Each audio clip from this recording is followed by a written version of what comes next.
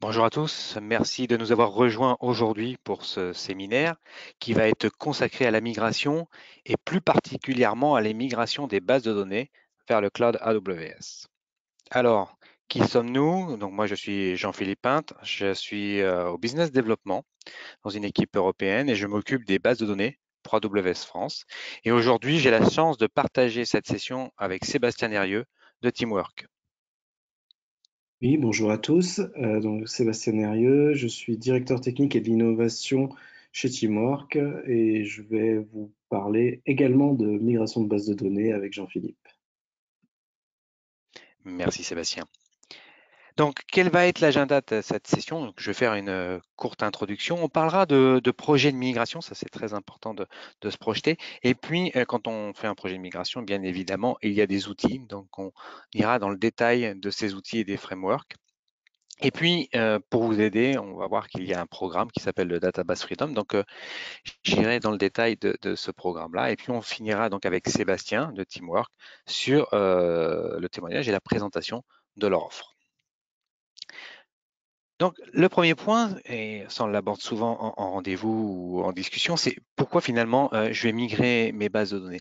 Ce qu'on voit, c'est qu'il y a pas une seule réponse, il y a différentes raisons pour lesquelles on va migrer les bases de données. Et ça, c'est très important parce que ça va conditionner ensuite le choix de la cible au sens base et façon dont on migre.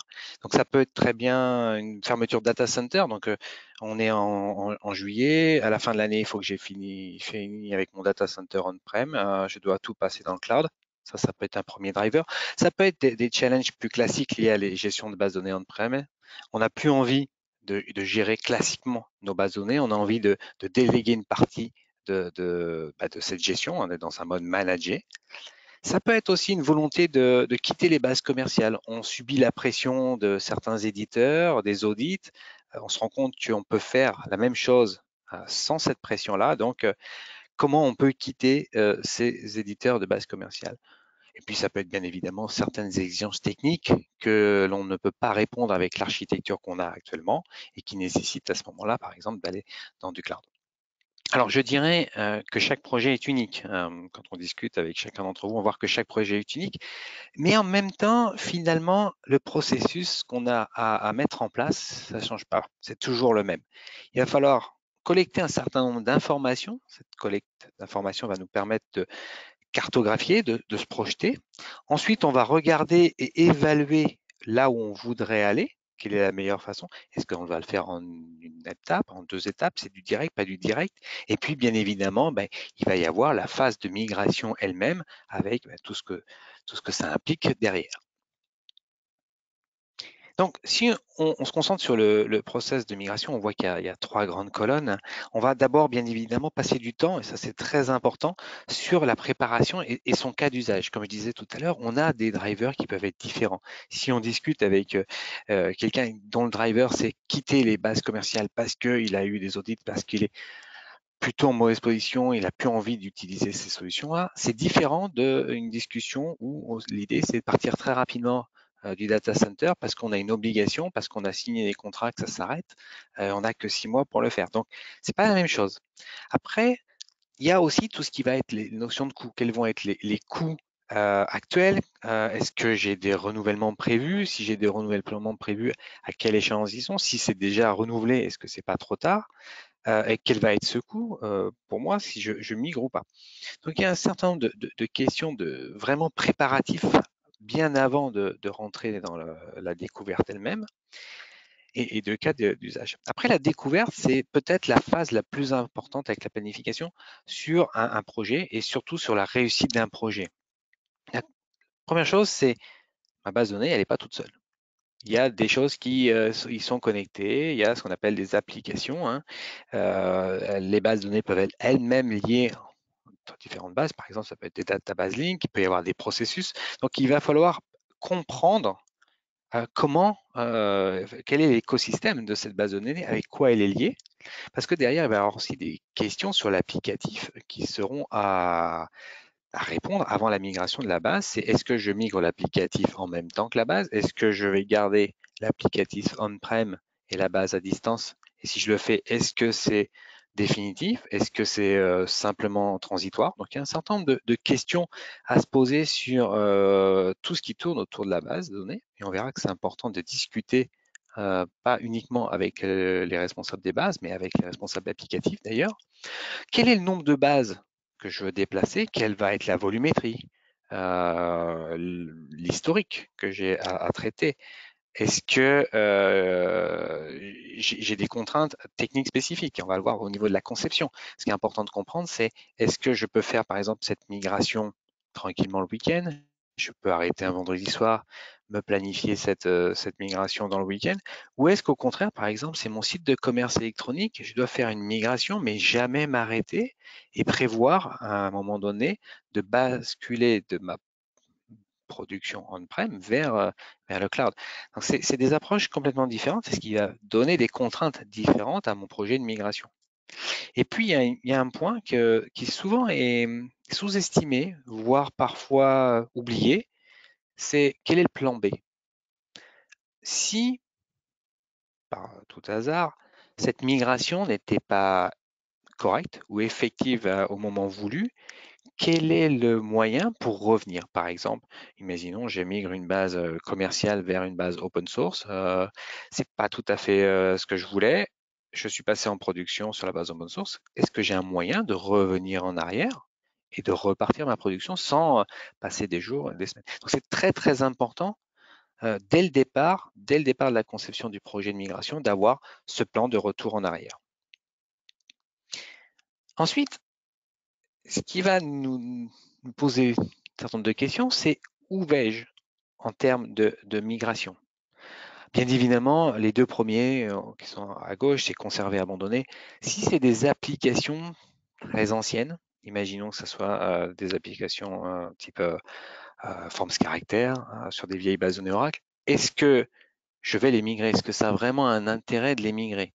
Peut-être que je peux encore les conserver on-prem quelques mois, le temps d'une réécriture, ou bah, c'est peut-être le moment de se dire bon, j'abandonne, finalement on s'en sert pas.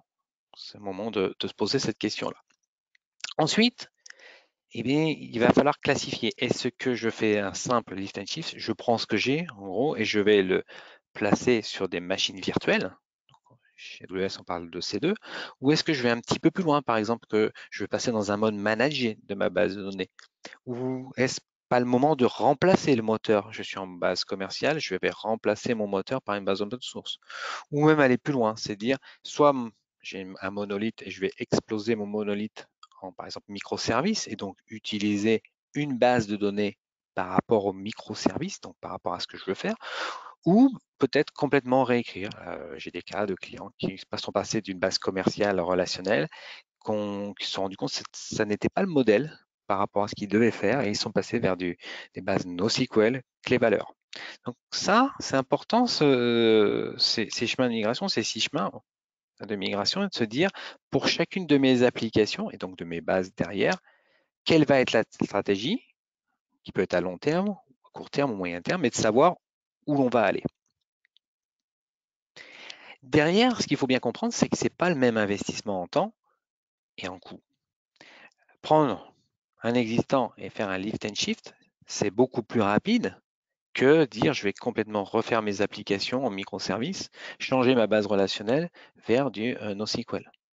Parfois, on n'a pas le choix. On se rend compte que notre architecture, avec nos gros monolithes, ben dans 1 an, dans 2 ans, ça ne tiendra pas. Donc c'est le moment de se poser la question et donc d'aller peut-être vers ce monde non relationnel, mais c'est beaucoup plus long en temps. Donc ça, c'est pour chacune des applications et des bases de données, c'est la question qu'il faut se poser. Et derrière, qu'est-ce qu'on fait? On fait un inventaire. Donc là, c'est un inventaire qui est Oracle, mais on peut le faire sur n'importe quelle base de données. Et il faut le faire aussi au niveau de l'applicatif. Donc il faut se poser des questions sur chacune de mes bases. Qu'est-ce qu'elle est? À quoi elle sert? Quel type? Voilà, pour LTP. Est-ce que c'est de la prod? Pas de la prod, parce que ça ne va pas être le même impact. Quel est le temps que je m'accorde pour faire la migration? Quelle est la taille, les IOPS, etc. Et puis, ce qui est intéressant de savoir, c'est quelles sont les options que j'utilise vraiment. Peut-être que j'ai pris une base dans une version enterprise et je m'en sers pas.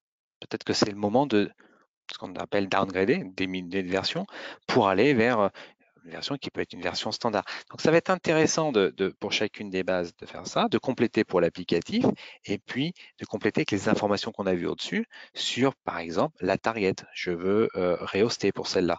C'est des applications qui sont faites maison, je peux faire ce que je veux, ok, cette telle direction.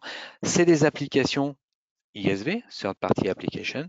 Est-ce qu'elles sont supportées? Est-ce qu'elles ne sont pas supportées? Peut-être qu'elles ne peuvent aller que sur EC2 parce que l'éditeur ne supporte pas ni RDS ni un modern tierce. Donc ça, cet inventaire, c'est ce qui va nous aider à planifier l'ensemble de notre migration de parc. Donc ça, c'est une étape qui est, je dirais, obligatoire et sur laquelle il faut passer un temps certain pour ensuite avoir un projet de migration qui se passe bien. Les chemins de migration, je disais, il n'y en a pas un. C'est je suis on-prem, j'ai ma base commerciale par exemple, je peux faire un lift and shift, je peux aller sur C2, et puis ensuite je peux très bien, dans quelques mois, dire OK, pourquoi ne pas aller vers la même version de base commerciale par exemple, mais dans un mode managé. Et puis quand j'aurai du temps, bah, réécrire, changer, soit vers une base open source, soit vers une base NoSQL.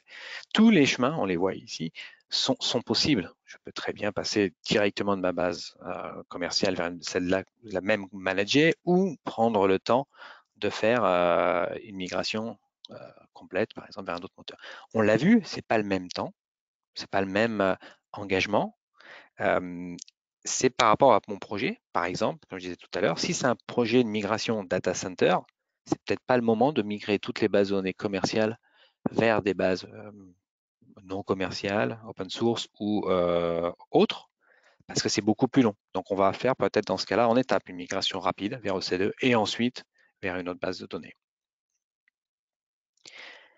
Quand on discute, on peut poser la question aux équipes, mais finalement, pourquoi on choisit cette base de données dans le projet? Alors des réponses, on va en avoir pas mal. J'ai mis quelques exemples ici. J'ai une licence, une enterprise ou site. Finalement, mes équipes ne connaissent que cette solution. On a de l'expérience depuis des années avec celle-là. Les autres nous font un petit peu peur. Je dirais que c'est pas la bonne approche. La bonne approche, c'est j'ai fait ce choix parce que je sais que ce choix de base de données va répondre aux besoins de mon application. Quand j'explique, j'ai toujours cette analogie du marteau et du clou. Est-ce que je peux enfoncer un clou avec un tournevis? Je dirais que probablement on doit pouvoir y arriver avec le manche du tournevis. Est-ce que c'est l'outil qui a été fait pour ça? Non, on a créé un outil, c'est le marteau. Et là, c'est un peu pareil. J'ai un besoin, mon applicatif a un besoin. Derrière, je vais essayer de choisir la base de données qui va répondre à ça. Ça, c'est la bonne approche. Et nous, chez AWS, on parle de Purpose Build Database. Des bases de données qui ont été construites pour répondre à un besoin, quel que soit le besoin. Donc, on va retrouver dans le catalogue des solutions pour le relationnel. Donc, on parle de RDS. Donc, on va retrouver RDS for Oracle, pour Microsoft. On va RDS MariaDB, MySQL, RDS Postgre. Et puis, on a ce qu'on appelle les implémentations enterprise qui s'appellent Aurora MySQL et Aurora Postgre, qui sont des implémentations du moteur MySQL et du moteur Postgre avec des fonctionnalités enterprise en plus. À côté de ce monde relationnel, on va trouver le monde non relationnel. Dans ce monde non relationnel, on va trouver les solutions clés-valeurs comme DynamoDB. Donc, quand j'ai besoin, par exemple, d'énormément de performance, c'est plutôt vers ça qu'on va regarder. Après, on a le monde document. Tout le monde voit à peu près ce que c'est le monde document dans le monde NoSQL. Par exemple, ça peut être les solutions comme MongoDB. Alors attention, DocumentDB, c'est pas du MongoDB, hein, c'est une solution document qui a l'avantage, par contre, d'avoir ses API compatibles avec Mongo. Donc, si vous voulez migrer du Mongo, vous pouvez le migrer vers Document sans changer vos API. Le cache, dans tout ce qui est mémoire, donc vous utilisez peut-être aujourd'hui des solutions comme Redis ou même Cache, mais l'idée ici, c'est d'avoir ces solutions, mais dans un mode managé, hein, entièrement géré par AWS. Donc les mêmes solutions que peut-être vous utilisez aujourd'hui, mais complètement gérées. Qu'est-ce que le graphe? Le graphe, on l'utilise souvent dans la détection de fraude ou tout ce qui est recommandation, par exemple, ou le social networking. J'ai acheté un produit, parce que les autres personnes qui ont acheté le même produit, ils ont acheté la solution Y, on va me proposer dans mon caddie de rajouter la solution Y. Donc, au lieu de faire ça dans une base relationnelle où on serait obligé de passer à travers peut-être des dizaines de relations pour avoir la construction de l'information, et ça des millions de fois, on va interroger les relations. Et ça, c'est des bases graphes, donc ça s'appelle Neptune. On va aussi proposer des bases de type time series. Le bon use case, au classique, je dirais plutôt, cas d'usage de time series, c'est les applications IoT. J'ai des dizaines, des centaines, des milliers, des millions, je ne sais pas, de capteurs qui vont prendre des informations toutes les secondes. Ça fait énormément d'informations. Donc, j'ai besoin d'écrire très rapidement cette information. Mais l'axe qui m'intéresse, c'est le temps. Je vais par exemple faire des recherches sur les moyennes de mes capteurs qui donnent de la température à travers tout mon système sur une période. Donc l'axe de recherche, l'axe des graphiques ou d'information étant le temps, c'est plutôt des solutions de type time series. On va parler chez nous de time stream. Ensuite, on va introduire ce qu'on appelle les Ledger Database. QLDB, c'est Quantum Ledger Database. Si je vais prendre un exemple classique, si j'achète une voiture, par exemple, je vais garder la plaque d'immatriculation, je vais juste changer le propriétaire. Donc, si je suis dans un monde relationnel, dans une base de données relationnelle, qu'est-ce qui se passe? Je fais un update, je mets à jour la valeur courante par la nouvelle valeur du propriétaire, ce qui fait que je perds la valeur précédente. L'idée d'une base Ledger, c'est, on parle aussi de base de type journaux, c'est de conserver l'information, d'avoir l'historique et dire par exemple, je peux savoir qui avait la voiture il y a un mois, il y a un an, il y a X années. Donc ça, c'est la première chose, c'est d'avoir l'information sur l'historique, donc les changements. Donc j'ai la valeur courante et la valeur d'historique. Et puis aussi, on parle de base immutable parce qu'on va chaîner les informations de telle façon qu'on ne puisse pas changer l'information et garantir que la donnée est immutable. Donc les cas d'usage qu'on voit souvent, c'est par exemple dans le monde de la santé ou le monde des assurances ou des banques. Et puis la dernière base de données qu'on a introduite à reInvent l'année dernière, c'est Keyspace. L'idée, c'est d'avoir ici une base de données de type Cassandra, encore une fois, complètement managée. Donc, on vient de voir à peu près l'ensemble des solutions. Quand on veut migrer, je l'ai dit, il y a quelque chose qui est important, c'est avoir des outils et avoir aussi des bons outils. Donc, le premier outil dont je vais parler, c'est quelque chose qui s'appelle WQF, qui veut dire Workload Qualification Framework. L'idée de WQF, c'est d'évaluer, de regarder la charge de travail afin de voir quel va être l'impact et donc la facilité de migration. Combien je vais devoir, plus ou moins, parce que ce n'est pas non plus une science exacte, consommer d'heures de travail par axe. Et ça va me permettre ainsi, quand je le fais tourner de WQF, de classifier chacune de mes applications et donc de mes bases de données sous-jacentes et de savoir quelles sont celles qui vont être plus ou moins faciles. Donc on les a en 5 catégories, hein. Le 1 étant plutôt assez simple, hein. Imaginons c'est des bases de données relationnelles où il n'y a aucune logique dans la base, jusqu'à 5 où là il y a énormément de logique, beaucoup plus complexe. Ça c'est important aussi parce que dans la cartographie, on revient sur le petit fichier Excel de tout à l'heure, c'est quelque chose qu'on va pouvoir rajouter et ça va nous aider sur le choix, sur la façon dont on va travailler. Donc ici, on a un exemple de rapport hein, où on a regardé l'effort de migration pour aller vers MySQL et le même effort de migration pour aller vers Postgre.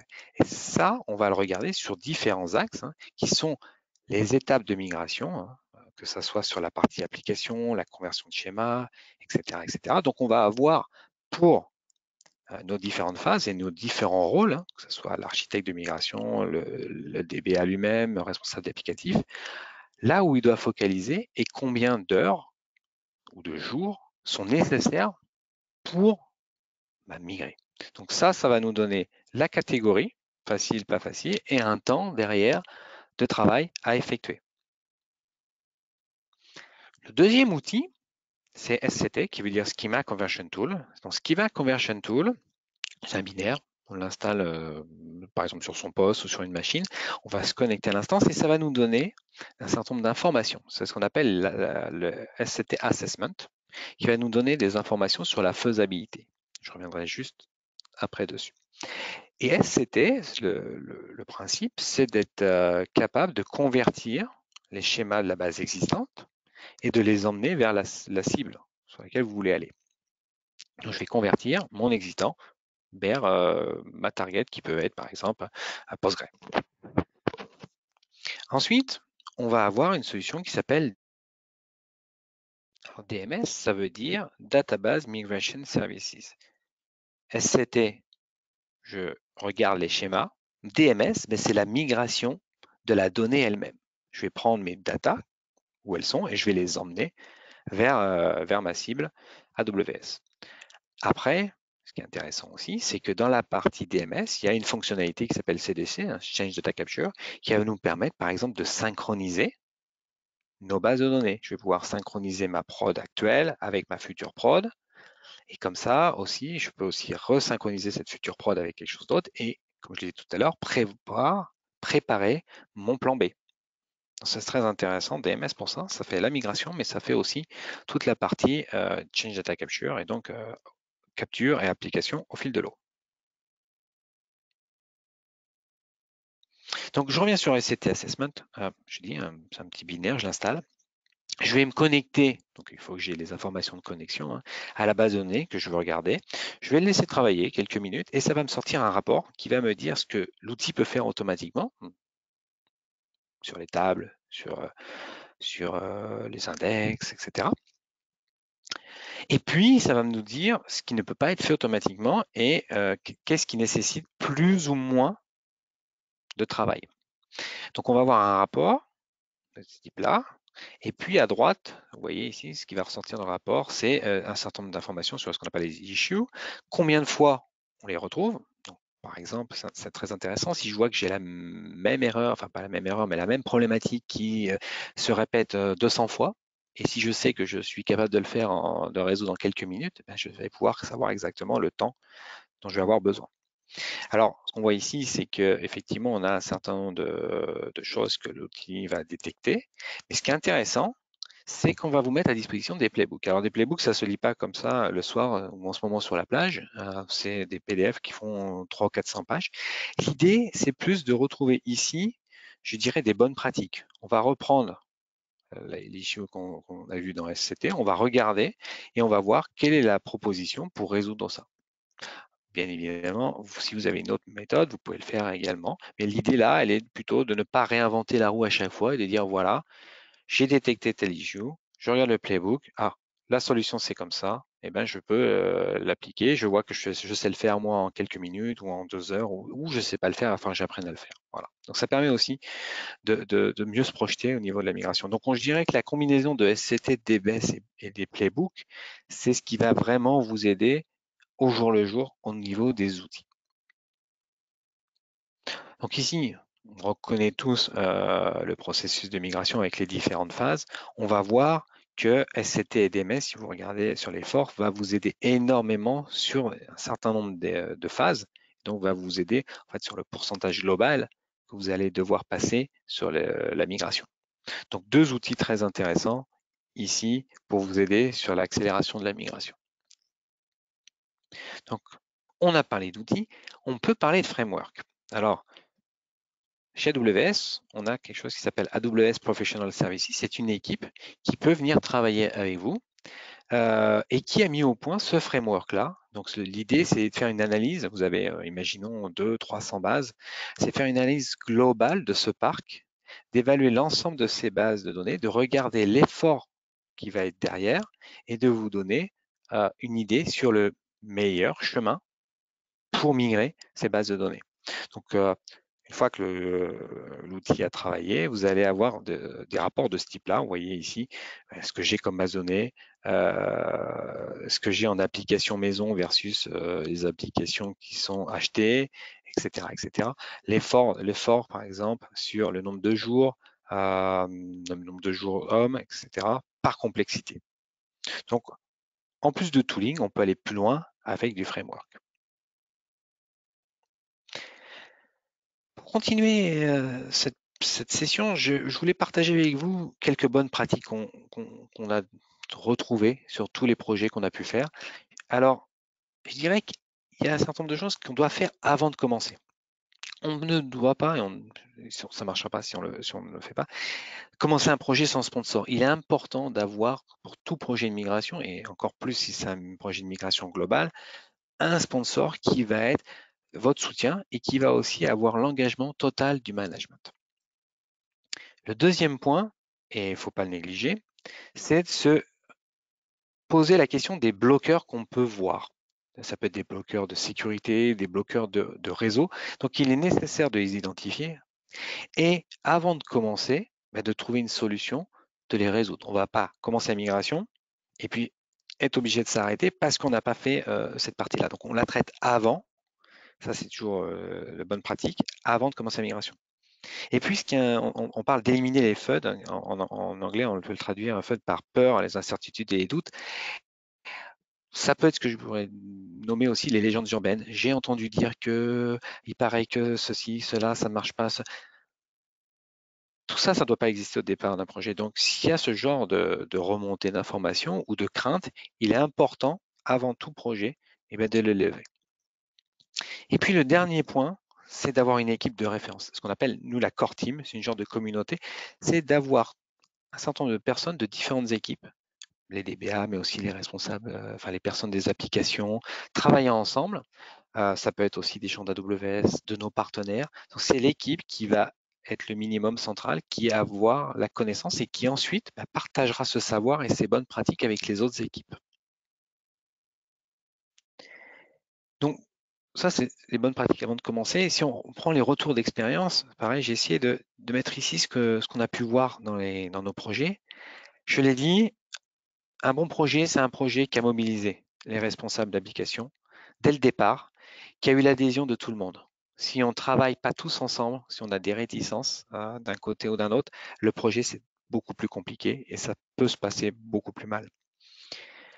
Le deuxième retour d'expérience, c'est de dire il faut diviser les projets et le faire en vagues, et ça en fonction du niveau d'effort et de dépendance. Il faut être flexible. C'est pas parce qu'on a défini qu'on allait faire A, puis B, puis C, puis D, puis E, que c'est la bonne chose. Peut-être qu'on va se rendre compte qu'il faut faire A, B, que C, c'est pas le moment, on va faire E, revenir sur D et finir par C. Toujours être flexible. Je dirais, certains disent qu'il faut commencer par ce qui est le plus difficile, donc complexité. Je pense que c'est pas la bonne approche. Il faut travailler sur quelque chose de visible. Visible, ça veut dire qu'il faut que ça fonctionne, donc éviter que ça soit le plus compliqué. Ça permet aussi, en commençant par quelque chose de plus simple, de se faire la main, d'apprendre éventuellement de ses erreurs, de devenir meilleur juste à l'étape de faire peut-être la migration la plus dure. Et en faisant ça, en étant visible, on va pouvoir montrer, peut-être à ceux qui étaient réticents, mais aussi aux autres, que c'est faisable, et ainsi démontrer la valeur de la migration et donc du projet. Il peut y avoir de l'échec, je l'ai dit. Il y a des choses qui peuvent se passer pas comme on l'avait prévu. Donc, il faut tester ces mécanismes de restauration, de récupération. C'est le fameux plan B. Qu'est-ce que je fais si malheureusement ce que j'avais prévu, ça ne se déroule pas comme je voulais? Alors, je vous conseille un très très bon témoignage de Reinvent d'Autodesk qui explique comment ils ont migré de SQL Server vers Aura MySQL en préparant effectivement un plan B au cas où. Le conseil, et ce qu'on voit, c'est qu'on nous dit, les clients, ce qu'ils notent, c'est qu'il faut travailler avec nous. Donc, nous, on est là, à AWS, mais aussi avec nos partenaires qui vont vous aider tout au long de ces différentes phases dont j'ai parlé tout à l'heure. Et puis, surtout, quand ça fonctionne, vos réussites, communiquez dessus. On peut dire célébrez-les. Partagez l'information, faites grandir la communauté, et comme ça, vous allez avoir de plus en plus d'adhésion et de plus en plus de projets.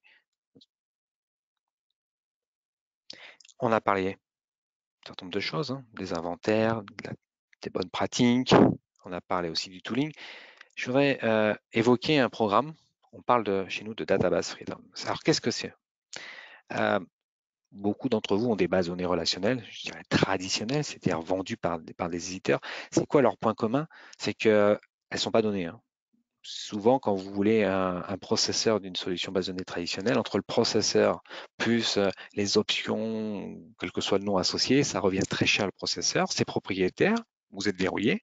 Et puis, beaucoup d'entre vous ont remonté ce point-là. Ils ont été confrontés à des audits Et c'est rare que l'audit se passe bien, donc on se retrouve avec un email et puis à la fin avec des pénalités ou des contrats à re-signer pour quelques années. Donc, qu'est-ce qu'on a introduit il y a quelques années de ça? Ça doit faire à peu près 2 ans maintenant. C'est une initiative qui s'appelle Database Freedom. L'idée est de vous aider dans la migration de vos bases commerciales. Donc, les bases commerciales, c'est Oracle, Microsoft, Sybase, DB2, ce que vous voulez, vers des bases qui sont soit des bases open source, soit ce qu'on appelle les bases natives. Rappelez-vous la description de l'ensemble du catalogue AWS. Donc, vous êtes dans ce cas-là, base commerciale par exemple on-prem, vous allez emmener des bases de données vers par exemple Postgre ou Dynamo ou Neptune, vous allez pouvoir profiter de ce programme. Alors, qu'est-ce qu'il y a derrière? Quand on parle de Database Freedom, il y a 3 choses importantes. Il y a l'axe innovation, l'axe expertise, l'axe programme lui-même. On peut dire il y a effectivement tout le tooling, tout ce qu'on a vu tout à l'heure au niveau des outils comme SCT, WQF, DMS ou des frameworks. Mais aussi, on va avoir des personnes, des experts qui sont là pour vous aider. Ça peut être des SA, des solution architectes spécialisés. Ça peut être, on en a parlé, professional services ou bien évidemment nos partenaires. Et on va le voir tout à l'heure avec Teamwork. On va retrouver ainsi toute la méthodologie, les bonnes pratiques dont on a parlé, les modèles et toutes ces recommandations qu'on va pouvoir vous partager au cours du projet. Dans le programme, qu'est-ce qu'on peut faire? On peut vous assister sur les proof of concept, sur la mise en place, sur le design, sur aussi des workshops, par exemple, sur l'utilisation des outils comme SCT, sur DMS ou de produits comme Aura, donc des workshops qu'on peut délivrer. Et puis, il y a une partie qui est intéressante aussi, c'est la partie crédit. Le programme, il est aussi là pour donner un certain nombre de crédits pour vos migrations, pour vous aider à migrer et donc à utiliser nos services avec ces crédits-là. Donc voilà, j'en ai fini pour cette première partie. Je vais laisser Sébastien sur la partie teamwork et la présentation de son.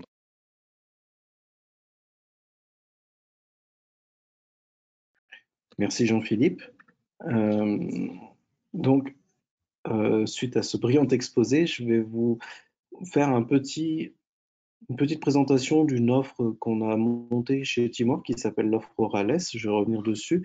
Et en même temps, vous couplez ça un peu à un retour d'expérience sur des migrations, des projets de migration auxquels on a participé, on a été impliqué, que vous ayez une vue globale des enjeux qu'il peut y avoir et de comment nous on le voit. Ok. Tout d'abord, quelques petits mots à propos de Teamwork. Donc, Teamwork est un intégrateur global sur des métiers qui vont à l'origine orientés sur SAP et qui sont depuis bien étoffés autour de la data analytics, du business consulting, des technologies plateformes et forcément du cloud, on va revenir dessus.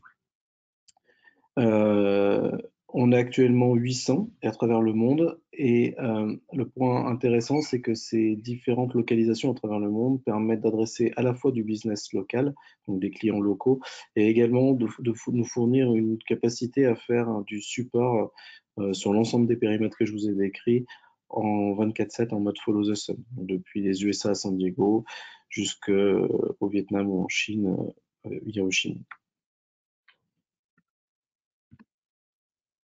Au sein de Teamwork, on a une. Hop là, excusez-moi. Au sein de Teamwork, on a une practice cloud dédiée qui porte le nom, qui porte le nom de Core Expert by Teamwork. Il faut comprendre qu'on est un partenaire d'AWS très engagé et on est un partenaire pure player sur AWS par choix. Ça nous apporte plusieurs choses. Ça nous apporte à la fois de l'expertise sur la plateforme, puisque sur la plateforme, on adresse et on continue d'adresser des sujets dans tous les domaines qu'on peut imaginer que permet la plateforme, donc du développement serverless, de la migration, du IaaS, du machine learning, du deep learning, du end-user computing. Enfin voilà, donc on a une couverture très, très, très large de toute la plateforme. On est également partenaire depuis 2010, et depuis 2010, on fait de la, on a des clients en mode revente, plus de 120 comptes actuellement, ce qui nous donne qui nous apporte beaucoup d'expérience sur les usages chez nos clients et l'accompagnement qu'on peut leur fournir. Et également, ce principe d'être également un partenaire AWS très engagé, ça nous permet d'avoir une confiance mutuelle de part et d'autre, donc de travailler des dossiers ensemble, et également d'être inscrit dans des programmes à valeur comme le Well Architected Programme pour vous aider à améliorer et optimiser vos workloads sur AWS, ou le programme Immersion Days qui permet de faire d'évangélisation et de la formation sur un format très sympa à base de hands-on. On dispose d'un très haut niveau de certification sur la plateforme, avec quasiment toutes les certifications détenues par des consultants internes à Teamwork. Cette practice cloud, elle se divise en 6 services majeurs qui sont décrits ici et sur lesquels je vais pas m'attarder de façon très, très précise.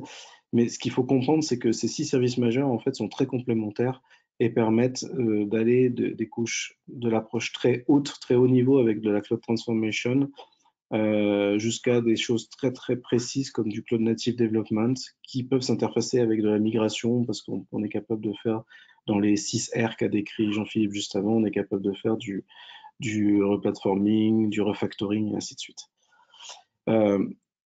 Comme je vous disais, je vais vous parler de l'offre Orales, et là on a un sujet de migration de base de données. Un sujet de migration de base de données, ça s'inclut dans un sujet de migration de façon générale. Par expérience, pour ce qu'on a pu voir jusque-là sur les différents projets sur lesquels on a intervenu, il arrive souvent que la base de données soit un peu laissée de côté. On travaille sur de gros volumes de VM, de gros volumes d'applications. On voit ça de façon assez large et on essaye d'organiser tout ça de façon assez large. Mais dans les faits, il s'avère que la base de données, il y a quand même un assessment assez précis que vous a décrit avec un certain nombre d'outillages qu'il faut faire, mais pas que. Un assessment de base de données, et notamment de cette offre Orales qui, comme son nom l'indique, c'est se passer d'Oracle, comme on essaie de se passer de serveur en serverless. Il y a aussi toute une notion de contractuelle à prendre en compte. C'est-à-dire, oui, je veux faire des économies, je veux arrêter de travailler sur de la base de données relationnelle propriétaire, parce que ça s'applique à Oracle, mais ça s'applique très bien aussi à d'autres bases de données propriétaires. Je veux me passer de bases de données propriétaires. Ok, je peux le faire, mais quels vont être les impacts en termes contractuels? Est-ce que je vais pouvoir? Est-ce qu'il faut que je migre l'intégralité de mes bases pour pouvoir en profiter des gains financiers, et ainsi de suite. Et c'est là-dedans que que cette offre Orales s'inscrit. C'est une offre d'accompagnement pour vraiment vous aider à switcher de ces licences propriétaires particulièrement chères, mais pas que chères, également complexes et punitives. Donc vraiment, on a cette notion de devoir comprendre des contrats, des règles qui sont compliquées. Ça, c'est une partie que je connais très bien pour le coup, parce qu'avant d'assurer ces fonctions au Sentiment, j'étais consultant Oracle, et j'ai passé les dernières années de ma carrière à assister des clients qui subissaient des oracles, parce que c'est le mot, des audits, pardon, d'Oracle. Et du coup, on était vraiment dans une compréhension, comment on pouvait. On n'était pas dans une recherche de valeur, on était dans une diminution d'une punition. Ce qu'on va vraiment aller rechercher avec cette offre Orales et avec cette migration des bases de données, c'est d'aller chercher de la valeur. Arrêter de payer pour une licence et payer pour une utilisation et une vraie utilisation métier. Ce qu'on va aller également chercher, c'est de ne plus être limité par ces règles de licence qui sont très contraignantes et qui nous obligent à se limiter sur les architectures, clairement. On ne peut pas faire ce qu'on veut, parce que rajouter un processeur, rajouter une machine, c'est des coûts qui peuvent être exorbitants. Et donc là, on va vraiment aller chercher un autre mode de fonctionnement qui va nous permettre de suivre l'accélération du business, les nouveaux besoins, sans devoir se limiter à des règles très financière et de licensing.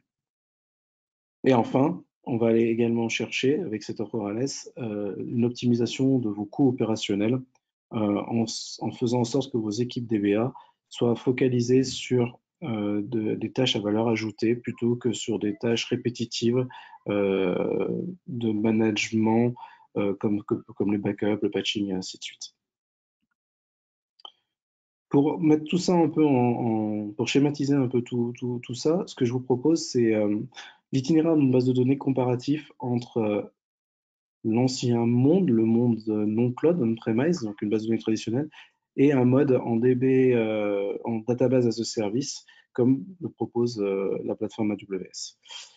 Donc, dans le mode traditionnel, on va commencer par toute la partie infrastructure provisioning et notamment la partie configuration des systèmes d'exploitation, des serveurs, potentiellement même l'installation de serveurs physiques, la gestion de la haute disponibilité, l'installation des outils divers et variés, aussi bien base de données que monitoring.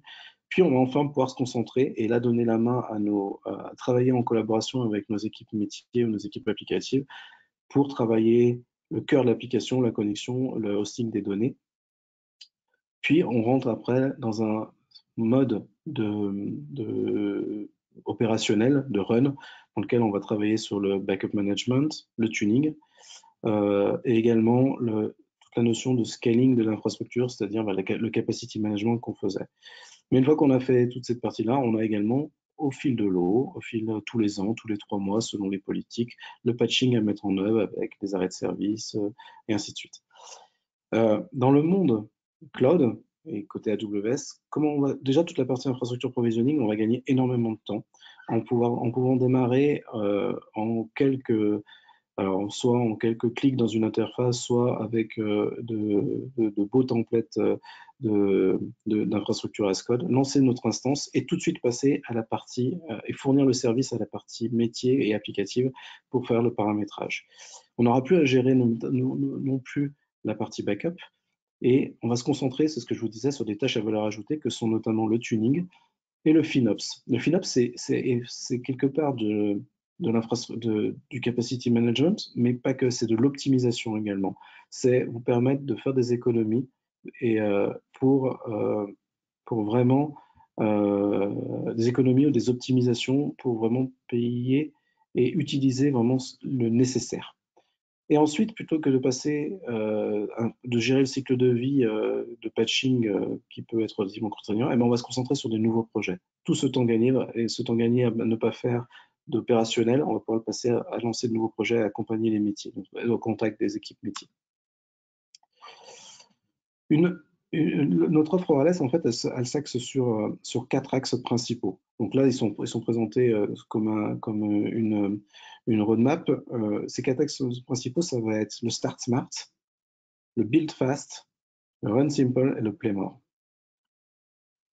La première partie de Start Smart, c'est tout ce qu'a décrit Jean-Philippe, c'est la partie préparation de votre migration. Donc, c'est cadrer et comprendre qu'est-ce qui va être inclus dans cette migration. Donc, travailler l'assessment, qui va intervenir, quelle sera la core team, et ainsi de suite.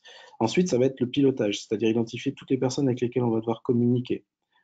Et là, il y a un point très important sur lequel j'insiste, c'est sur lequel nous, on travaille beaucoup, c'est la mobilisation des équipes. Donc, les mobilisations des équipes, c'est des équipes internes, que ce soit vos DBA, que ce soit vos équipes applicatives, vos équipes métiers, parce que c'est à elles aussi de valider certaines choses, mais également les équipes éditeurs. On va avoir dans de nombreux cas un travail à mener avec les éditeurs, leur expliquer ce que c'est le paradigme cloud, pourquoi ça va changer, que l'approche, la légende urbaine dont parlait Jean-Philippe, de dire il paraît que, ou non, ça ne marche pas, ben, il va falloir souvent aller un peu creuser plus loin et prouver par A plus B, montrer que ça peut fonctionner et qu'une base RDS marchera tout aussi bien qu'une base de données installée sur une EC2. Et puis, il y a toute la partie formation qui est essentielle. Former vos DBA pour qu'ils comprennent la plateforme sur laquelle ils vont devoir opérer par la suite, pour qu'ils puissent vous accompagner qu'ils puissent être accompagnés et vous accompagner dans la migration.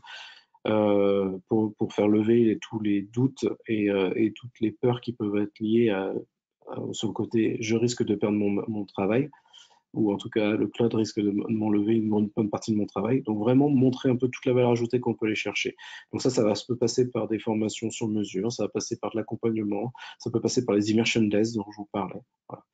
Et puis enfin, une fois qu'on a donc ce cadrage, préparer tous les scénarios de communication et mobiliser les personnes, et ben on va lancer la migration. Au préalable, on va travailler toute la partie architecture de la cible, donc les différents modes, que ce sera du rehosting, que ce sera du replatforming, voilà, on va travailler ça dans cette phase d'assessment. Et ensuite, on va commencer à déployer et à migrer. Donc, en vraiment cherchant tous les bénéfices que vont apporter le cloud au maximum. Ça va être des bénéfices financiers, mais ça va être également des bénéfices d'utiliser des services managés comme RDS ou au-delà, comme DynamoDB, ainsi de suite, pour passer encore moins de temps à faire de l'opérationnel et, et plus de temps à faire des tâches à valeur ajoutée et à supporter vos équipes applicatives. En parallèle de ça, cette offre wireless, elle va vous permettre, elle peut aussi également vous permettre de vous assister dans la partie run et opération au jour le jour de ces opérations, en travaillant énormément sur des axes d'automatisation, sur une vue sans couture du monitoring et des opérations entre ce qui est en train d'être migré et ce qui a déjà été migré. Et puis, comme je vous le disais, un des axes majeurs du fait de travailler dans le cloud, toute la partie optimisation, que ce soit l'optimisation des performances ou l'optimisation financière en allant chercher le right sizing, la bonne instance, les bons modèles de réservation ou de savings plan, enfin voilà, toute la notion des outils qu'on peut aller chercher. Une fois qu'on a bien avancé la migration et qu'on a déjà un certain nombre de workloads qui ont été bougés, on va pouvoir envisager le Playmore. Le Playmore, ça va être d'aller encore plus loin sur cette plateforme cloud et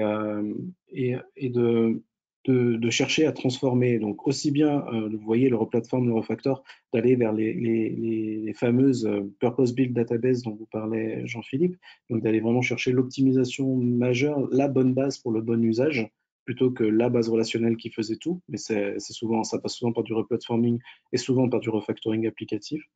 Et également la transformation des compétences. Donc on avait commencé à faire du training. Tout le long du projet, on va faire du training et faire de l'accompagnement. Mais là, on va aussi aller prouver, une fois qu'on sera sur une plateforme cloud, aller montrer d'autres façons de travailler. Notamment, là, j'ai mis un exemple sur les game day. Donc, embarquer vos équipes techniques dans d'autres façons d'opérer et d'autres façons d'appréhender leur métier opérationnel. De façon très rapide, donc si je reviens, le Start Smart, on va beaucoup se concentrer sur cette partie assessment. Donc c'est auditer et qualifier les bases de données Oracle que vous avez pour comprendre un peu la complexité, donc avec tous les outils qui ont été décrits au préalable. Le but, c'est de vraiment voir de vraiment faire les bases de données, de voir ce qui va être simple et ce qui va être complexe. On va beaucoup travailler et préparer ce qu'on appelle des vagues de migration, des waves.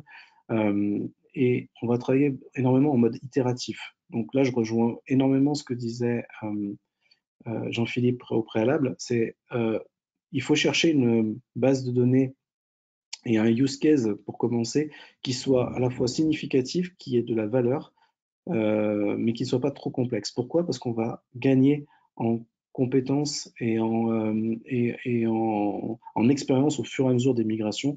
Et ces bases de données qui sont extrêmement complexes, peut-être pour commencer par celle-ci, vont être beaucoup plus simples une fois qu'on aura l'expérience. Donc on est vraiment dans un mode itératif et en amélioration continue. Ensuite, on va attaquer la partie migration. Et cette partie migration, elle se fait, elle se lance comme je vous disais, le point sur lequel j'insiste beaucoup, c'est qu'il y a un fort accompagnement à prévoir. C'est pour ça que vous voyez tout autour du life cycle et du cycle de vie de la migration, il y a beaucoup d'évangélisation et de training. Il faut le faire autant que nécessaire pour avoir l'adhésion de tous les intervenants qui vont prendre part à cette migration. Et donc ça impacte forcément les équipes DBA, mais également les équipes applicatives, qu'elles comprennent les nouveaux concepts, les nouveaux outils qu'elles auront à leur disposition, et les équipes métiers pour qu'elles comprennent ce qu'elles peuvent aller chercher et vous demander par la suite. pour arrêter le carcan qui était fixé par le côté très licence propriétaire, qu'on puisse un peu le faire sauter ce plafond de verre et aller plus loin. Et enfin, la partie cette offre de Orales va vous permettre de vous accompagner dans la migration, voire exécuter cette migration à votre place avec, avec toutes les étapes qui vont vous permettre de la sécuriser, donc avec la migration des données, avec les outils AWS ou avec d'autres outils quand on arrive à certaines limites. Enfin, ça existe, c'est des cas qui peuvent arriver, voilà, jusqu'à ce que je vous disais, jusqu'à assurer le run et de ces environnements, la partie managed service des environnements qui ont été migrés.